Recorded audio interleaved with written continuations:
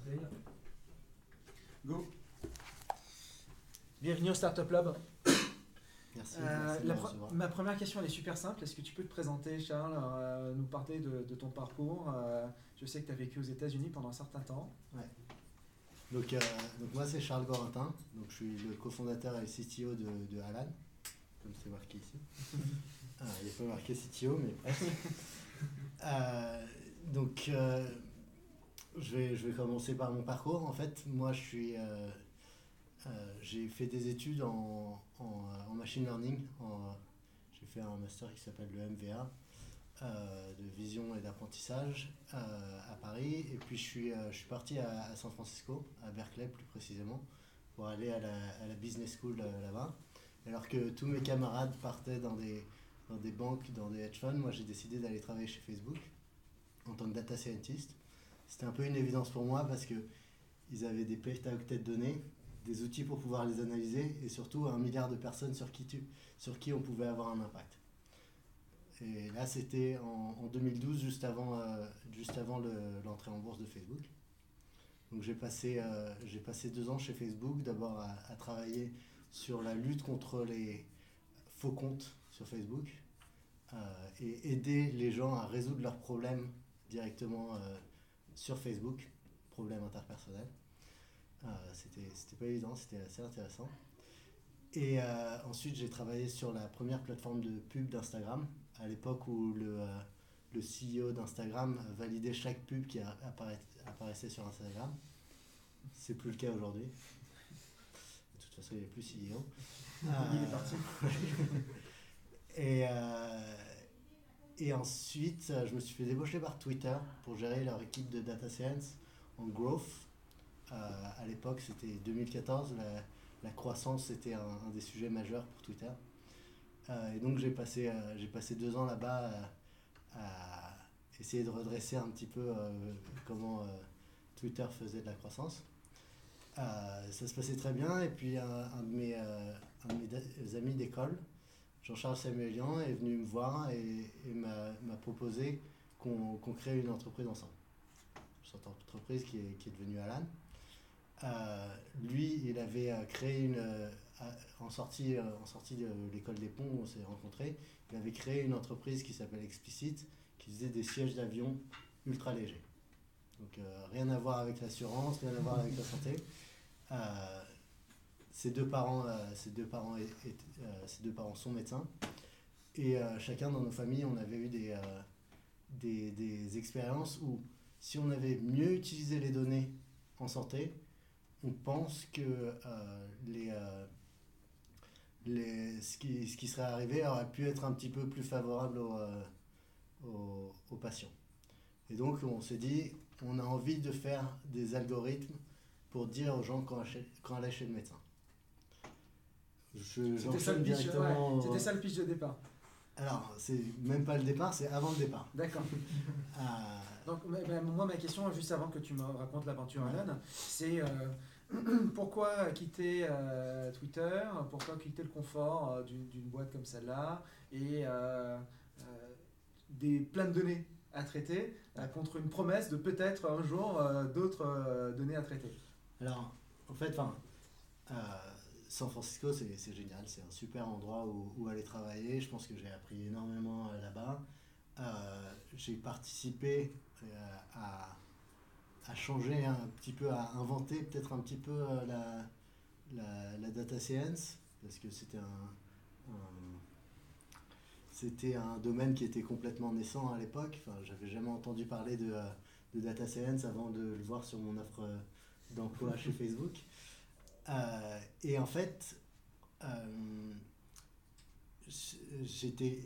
j'avais vraiment envie de travailler donc, d'une part avec mon ami Jean-Charles Samuelian, mais aussi c'était extrêmement important pour moi d'essayer de voir si je pouvais pas avoir un impact sur quelque chose qui est extrêmement important, quoi de plus important que la santé, avoir un impact qui au début, on a commencé à 2 dans notre salon, ça allait être minime, mais en fait notre ambition, et je vais vous en parler un petit peu après, est tellement plus grande. Et à mon avis, si on réussit à à faire ce qu'on a comme ambition, l'impact social et sociétal est tellement énorme que ça vaut beaucoup plus que d'être une pièce dans ces grosses entreprises que sont Twitter ou Facebook. Qu'est-ce qui s'est passé entre le moment où tu as commencé à parler avec Jean-Charles c'est bon, on a une entreprise, on a bien identifié le sujet et j'imagine qu'on ne se lance pas dans l'assurance sans avoir un minimum de sous derrière. Donc c'est quoi les étapes qui se sont passées? Combien de mois, combien de semaines entre cette première discussion et le démarrage d'Alan?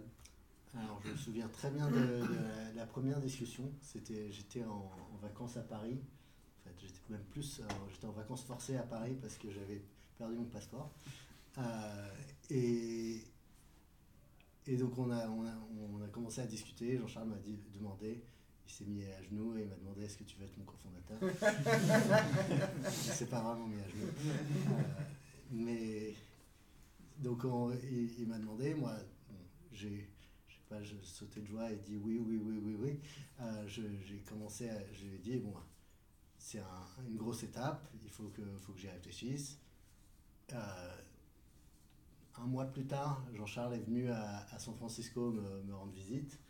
On a continué à réfléchir au projet et je lui ai dit, oui, ça m'intéresse beaucoup et on va commencer à travailler dessus. Donc, on a commencé à travailler sur l'idée. Donc, là, on était encore sur une idée de faire des algorithmes pour dire aux personnes quand aller chez le médecin. Donc on a continué à travailler sur cette idée jusqu'à peu près... Donc, on s'est parlé la première fois en juillet. En octobre à peu près, on s'est rendu compte qu'en fait, il faudrait pouvoir distribuer ces algorithmes pour les médecins. Et pour distribuer, il y a 3 manières de faire. Soit passer par les individus, soit passer par les professionnels de santé, soit passer par les assurances. Individus et professionnels de santé, ils ne sont pas prêts à payer pour de la prévention. Et d'autre part, ils ne possèdent souvent pas leurs propres données. Et donc la solution, c'était de passer par des assurances qui ont à la fois les données et l'argent. Donc on est allé voir les assureurs et on s'est rendu compte assez rapidement que leur infrastructure, c'était les années 90, dans les meilleurs cas. Il y en a qui sont encore au papier. Et même en termes business, ce serait difficile d'avancer en moins d'1 à 2 ans. Donc on s'est dit, il manque un acteur qui peut aller rapidement sur ces questions. Il manque une assurance complètement en ligne et digitale en France. Et donc on a décidé, c'est nous qui allons créer cet acteur. Il y avait déjà des exemples qui existaient, par exemple aux États-Unis, il y a une entreprise qui s'appelle Oscar qui grandissait notamment très vite et qui était une inspiration. Mais en France, monter une assurance, c'est pas extrêmement facile. Ça n'avait pas été fait depuis 1986. J'étais pas né, Jean-Charles non plus. Et tout le monde nous disait pourquoi vous voulez monter une assurance, vous êtes fou. On a pris note de ça, on s'est dit ok, on est fou. Et puis on a commencé à travailler sur le sujet. Jean-Charles a passé 3 mois à lire le code des assurances. Et finalement, moi, en janvier 2016, je suis rentré en France. On a créé l'entreprise en février 2016. On a commencé à recruter des personnes pour nous rejoindre. Donc, notre premier employé, c'était donc Bertrand, qui avait fait 25 ans dans l'assurance et qui connaissait vraiment tous les métiers de comment construire une assurance. On a recruté 2 anciens du régulateur qui pouvaient nous aider à obtenir un agrément d'assurance. On a recruté des ingénieurs. Moi, comme mon réseau était à San Francisco, que j'ai fait rentrer de San Francisco. Et on s'est mis au boulot jusqu'à octobre 2016, où on a, en l'espace d'une semaine, fait une levée de fonds de 12 millions d'euros. a obtenu un agrément d'assurance, ce qui n'avait pas été fait depuis 1986, et lancé notre site pour que les gens puissent, pour que les startups puissent inscrire puissent s'inscrire et donc avoir une assurance santé complètement en ligne. Alors, je vais faire une pause. Parce que la façon dont tu le racontes, ça a l'air super simple. On a commencé à recruter Bertrand et Pierre et machin. Je les ai fait venir à San Francisco. Sauf que l'argent, il venait d'où? Ouais. L'argent, en fait, c'est ça ce qui est important. C'est que il fallait qu'on arrive avec de l'argent et l'agrément. Sans agrément, pas d'argent. Sans argent, pas d'agrément. Donc il fallait aligner en fait les étoiles pour que tout ça, ça marche. Et donc on a construit en fait on avait un petit peu de love money au début. D'accord. Donc des angels qui étaient là pour nous soutenir dès le début. Et vous-même, vous avez mis de l'argent sur la table? Nous-mêmes, en fait, on est obligé en France, quand on crée une entreprise, d'avoir de l'argent au capital social. Et donc on a mis un petit peu d'argent, on a levé un petit peu d'argent avec des business angels. Et vous aviez combien en capital social au début? C'était 70 000 euros, donc c'était pas grand chose. Je dis peut-être des bêtises, mais on peut revenir sur les statuts. Mais c'est de cet ordre-là. Et donc, Love Money, ouais. premier recrutement, et derrière, vous avez commencé une levée de fonds avant même de lancer un produit. Exactement. Qu'est-ce qui fait, alors que c'est si difficile de lever des fonds, qu'on vous a fait confiance à vous sur ce premier projet? Alors, je pense pas que ce soit si difficile de lever des fonds. Okay. Ce que cherchent les investisseurs, en fait, c'est des bons projets qui ont de l'avenir. Ils cherchent aussi des jetons de confiance d'une certaine manière. Le fait que Jean-Charles ait fait une première entreprise qui a très bien marché, ça compte beaucoup. Donc c'était un serial entrepreneur. Le fait que moi je vienne de Facebook et de Twitter de San Francisco, je pense que ça compte aussi beaucoup. Qu'on ait réussi à aligner toutes les étoiles pour avoir un agrément en 6 mois, je pense que ça compte aussi énormément. Et en fait, si on arrive à montrer que tout est carré, qu'on a un business plan qui marche très bien sur plusieurs années, et que si ça marche bien, on va créer une entreprise qui va devenir très grosse. Si ça marche pas, tant pis, on rend l'argent. Je pense que ça rassure énormément les investisseurs. Sachant qu'au début, est-ce que dès le début, vous aviez une vision ultra ambitieuse en termes de chiffre d'affaires, en termes de croissance? Parce que ce que j'entends beaucoup en interrogeant des entrepreneurs, c'est que souvent, le blocage d'ambition, il est psychologique. Pour vous, est-ce que vous étiez décomplexé dès le début en termes d'ambition sur ce que vous vouliez faire? Ouais, clairement. Est-ce que tu peux les partager un petit peu? Est-ce qu'il y avait un chiffre, par exemple, que vous étiez partagé entre vous ou... Alors, on avait dès le début envie de faire une entreprise qui marque vraiment l'histoire des startups en France et qui fasse une différence en fait, dans la société. La santé, c'est un sujet suffisamment important pour qu'on ait envie d'avoir cette ambition. On a fait un business plan et aujourd'hui, ce qui est assez drôle, c'est qu'on est à peu près exactement à ce qu'on avait prévu initialement. Je pense que ça a mieux marché même que ce qu'on pensait, mais on avait des ambitions très fortes. Pour vous dire un petit peu aujourd'hui, on est à 45 millions d'euros de revenus annuels récurrents. Sur une boîte qui a été créée en 2016. En 2016. Donc en 3 ans, vous faites 45 millions d'euros par an. Ouais. Et ça, c'est la prévision 2019, c'est même pas la prévision C'est 2020. pour 2020. 2020, ok. Et donc, c'est les. C'est. Enfin, Je suis client à propos. Hein. Ouais, génial. Donc, non, la question c'était sur l'ambition. Est-ce que dès le début vous aviez cette ambition très forte? En fait, on en a même fait une de nos valeurs. En fait, on avait.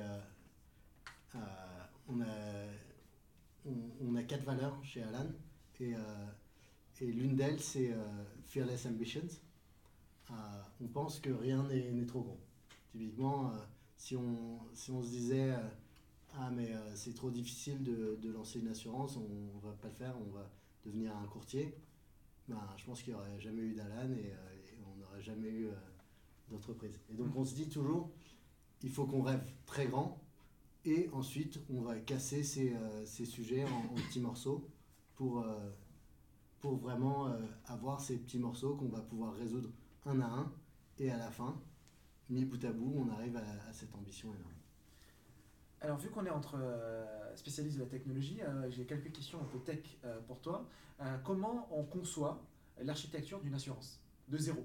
C'est que je pense que beaucoup de DSI de grandes assurances auraient aimé être à ta place, parce qu'ils peuvent, feuille blanche et on dit surtout on recommence. Ouais. Donc, comment, quand on part de zéro, on conçoit l'architecture d'une assurance avec ses ambitions de croissance? Je pense que ce qui est hyper important, c'est de ne pas avoir un cahier des charges énorme qu'on doit délivrer et de faire un cycle en V et d'aller et de s'attendre à ce que dans 2 ans, on ait shippé tout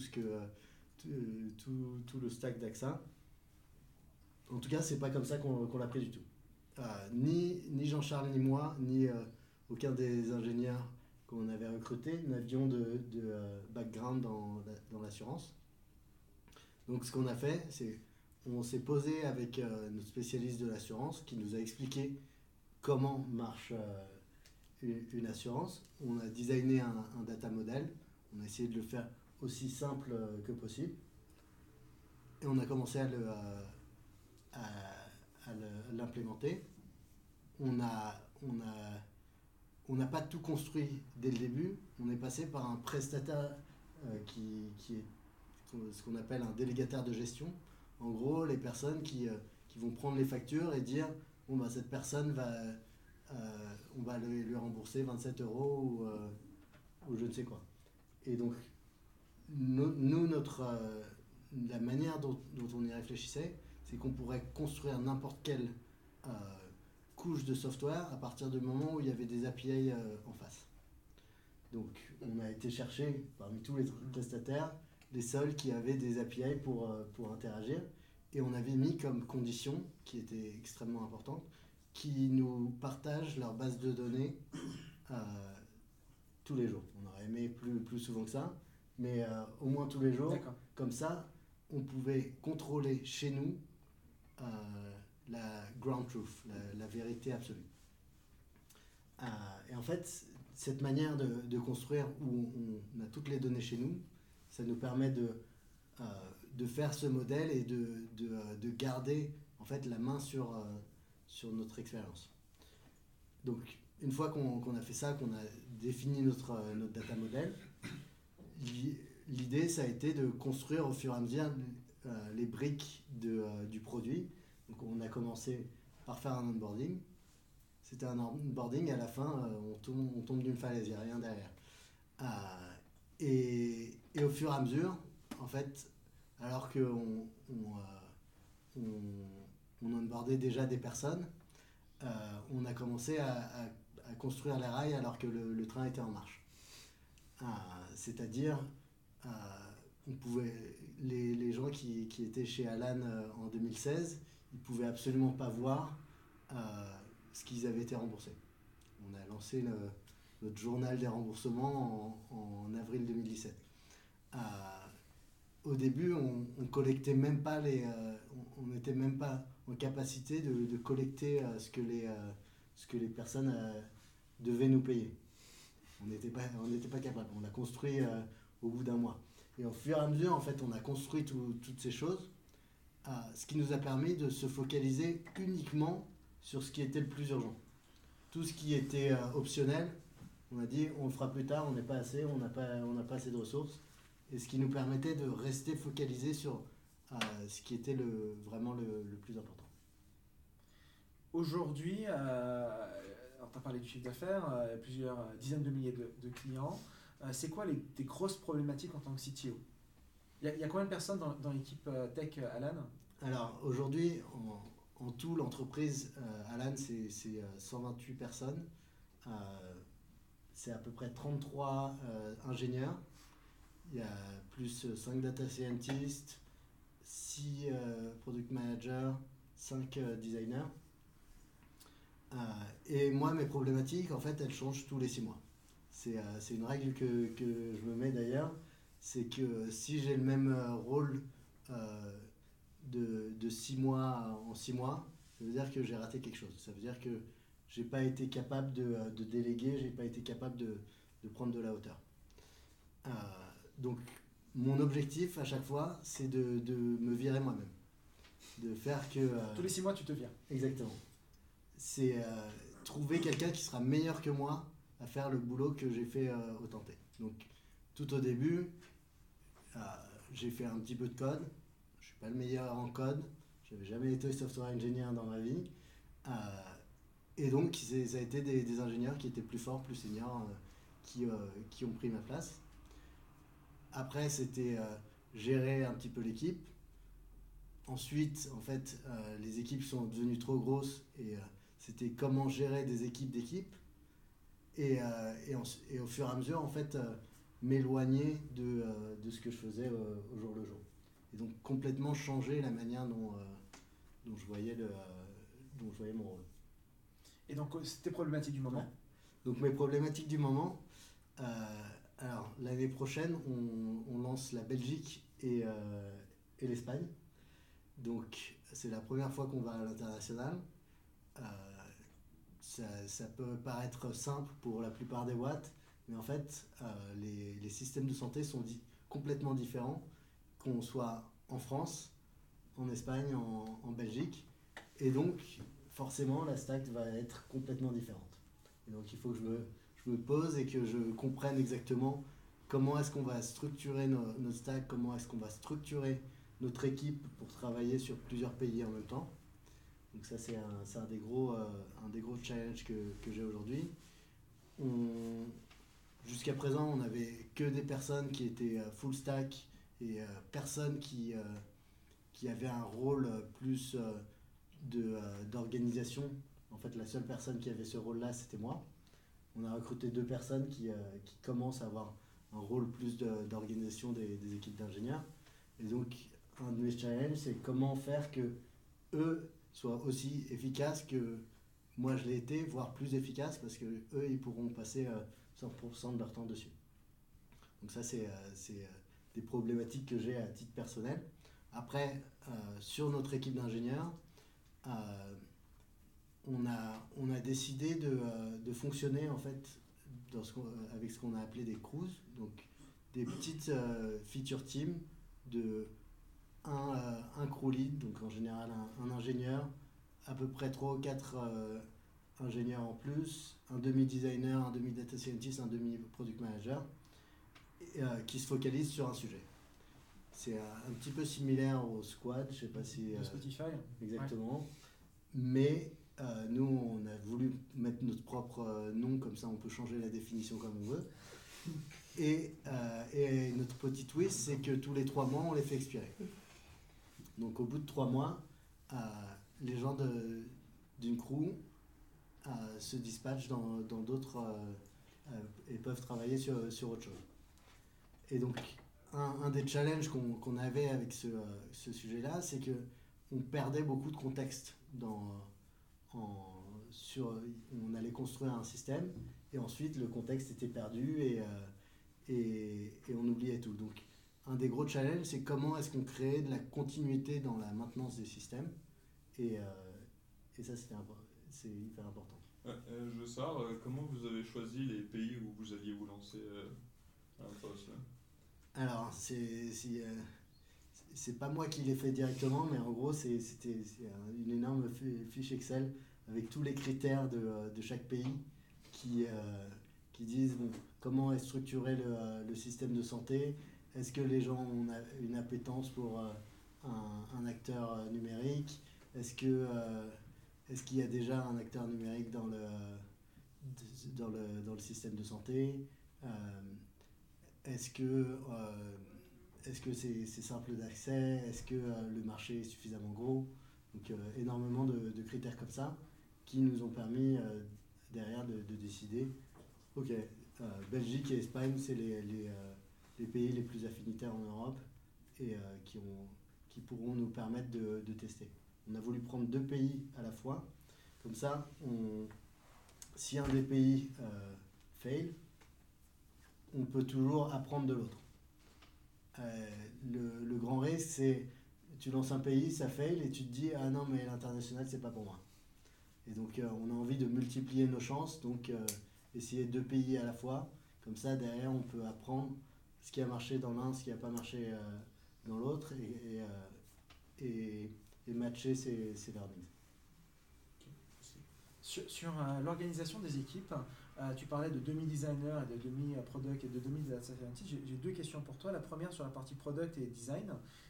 Mon a priori extérieur, c'est que chez Alan, vous êtes très focus sur l'expérience utilisateur. En tout cas, moi, je le ressens en tant qu'utilisateur. Est-ce que c'est le cas? Donc, en gros, est-ce qu'il y a des méthodos et des process que vous faites en interne pour vraiment être très focus sur l'expérience utilisateur? Et derrière, en quoi ça impacte le boulot des développeurs? Alors, l'expérience utilisateur, ça a toujours été quelque chose qui était clé pour nous. Je pense que c'est un des gros différenciateurs de Alan. Notre quatrième employé, c'était un designer. Donc on a recruté le lead designer de chez WeThings, qui est venu nous rejoindre dès le début. Ce qui nous a permis en fait de tout de suite construire une expérience qui était très bonne pour les utilisateurs. Et on essaye en fait de continuer à avoir une très forte marque des designers. Les personnes qu'on recrute, tous les ingénieurs qu'on recrute, on a envie que ces personnes-là aient une sensibilité au produit. C'est extrêmement important parce que on essaye de donner énormément de pouvoir aux ingénieurs. Parce que derrière, ça veut dire que en fait, on sépare un petit peu le travail en 3 parties. Une partie, c'est le pourquoi. Donc, en général, c'est product manager, les founders qui travaillent dessus avec l'input de toute l'équipe.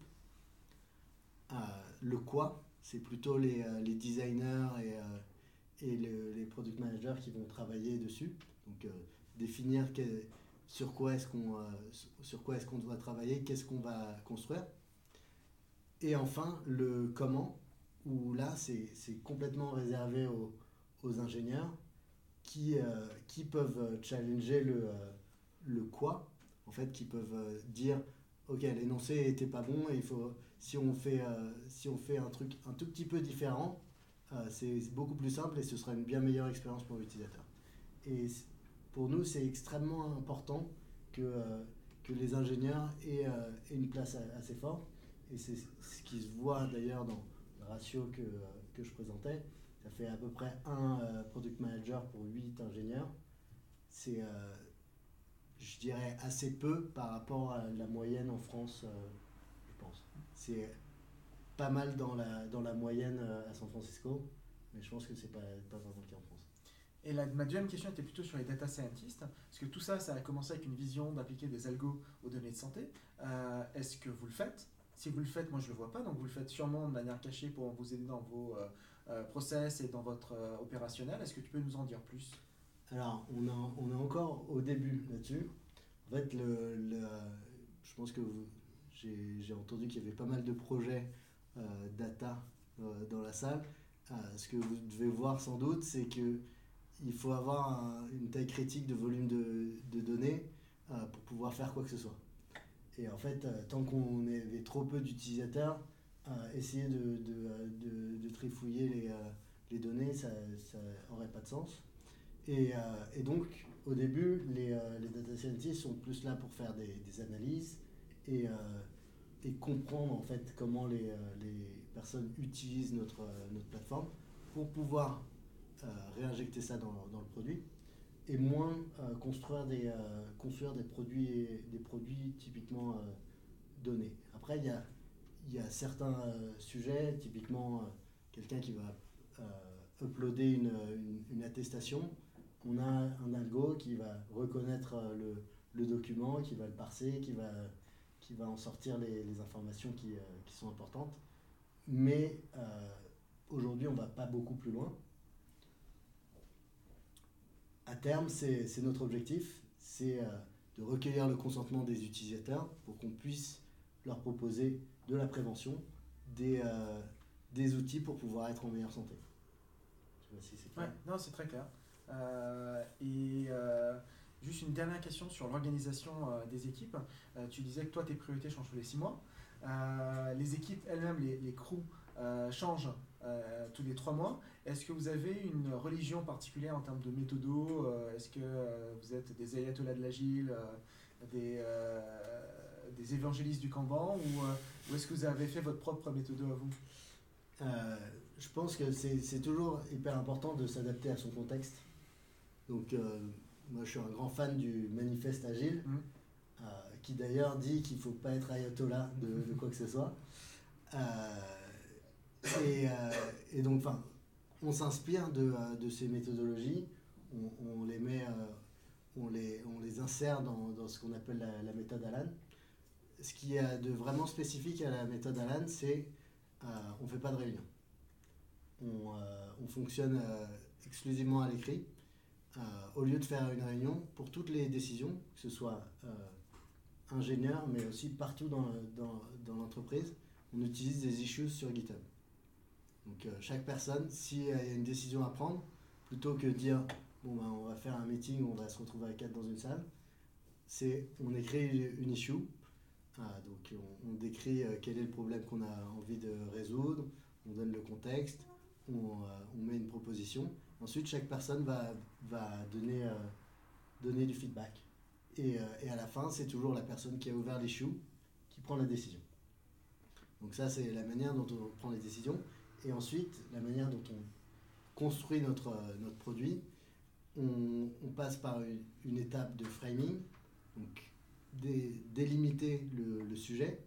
Donc il va y avoir beaucoup d'échanges. Donc, en général, c'est l'idée par un designer qui va proposer un design et qui va proposer comment résoudre un certain problème. Et ensuite, il y a une phase de making qui est là, l'idée par un ingénieur qui va déterminer comment est-ce qu'on peut arriver jusqu'à la solution et qui va encore une fois avoir le feedback des différentes personnes. Comme ça, l'ingénieur n'avance pas à couvert, mais peut avoir avec énormément de transparence en fait, du feedback sur la manière dont il veut résoudre le problème. Si on parle un petit peu de l'avenir, c'est quoi les prochaines étapes? Alors à 6 mois, puisque au-delà de 6 mois, tu ne sais pas encore, les prochaines étapes à 6 mois, et peut-être un petit peu la vision. Est-ce que la vision d'Alan, tu disais que vous êtes quasiment un petit peu au-dessus de vos prévisions. Où est-ce que vous voulez être dans les prochaines années, et c'est quoi la limite? Ce qui est hyper important, c'est que Alan, pour nous, c'est d'offrir une souscription à une meilleure santé, à une meilleure vie pour les personnes. En fait, on a commencé par créer une assurance. On a essayé de faire la meilleure des assurances. J'espère qu'on est en bonne voie là-dessus. Mais notre but, c'est vraiment de faire de la santé. Et donc d'offrir en fait des services en santé pour aider à décongestionner le système de santé. Donc ça commence avant que les personnes soient malades, pendant que les personnes sont malades et après qu'elles aient été malades. Donc, typiquement, avant que les personnes soient malades, c'est aider les personnes à vivre plus sainement. Donc, typiquement, on a commencé à rembourser de la méditation. On a envie de permettre aux gens de faire des check-ups personnalisés très simples. Aujourd'hui, c'est assez difficile de gérer sa santé de manière proactive.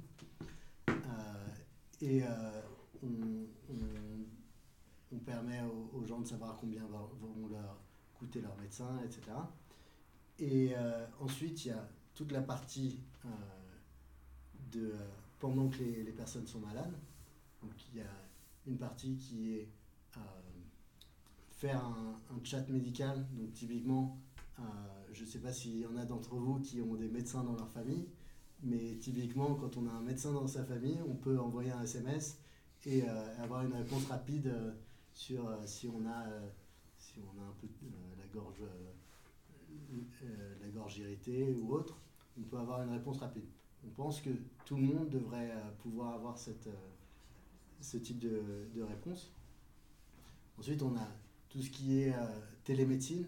En fait, aujourd'hui, on propose déjà dans notre produit une capacité pour les personnes de voir un médecin en moins d'un quart d'heure sur leur téléphone. Donc, typiquement, je peux aller dans l'appli Anan et prendre un rendez-vous avec un médecin et le médecin en visio peut me faire une ordonnance sur ce dont j'ai besoin. Et ensuite, à terme, l'idée, c'est potentiellement de construire des centres de santé, être capable, en fait, de simplifier complètement le parcours de santé. Et ça peut être complètement des endroits physiques. En passant par des interfaces pour permettre aux médecins de gérer leur rendez-vous. Exactement. Exactement. Ça peut être des choses comme ça, que ce soit en partenariat avec d'autres entreprises ou pas. Et ensuite, en fait, l'idée, c'est vraiment de simplifier complètement ce parcours de santé, même après que la personne ait été malade. Donc, typiquement, le truc classique de l'assurance, c'est de rembourser quand ça marche. Nous, on espère que ça marche plus souvent que les autres. Je confirme. Et ensuite, l'idée, c'est aussi d'obtenir son ordonnance de manière numérique, de se faire livrer des médicaments. Il y a énormément en fait, de choses à faire pour aider les personnes à ne pas retomber malades. Donc c'est un petit peu vers ça qu'on a envie de tendre. Et l'ambition à terme, c'est d'aider tout ce système de santé à un petit peu se réinventer, donner les outils à ce système de santé, mettre en disponibilité des outils en open source. Aujourd'hui, on a créé une petite couche de logiciels pour des API pour pouvoir s'intégrer avec les systèmes de la Sécu.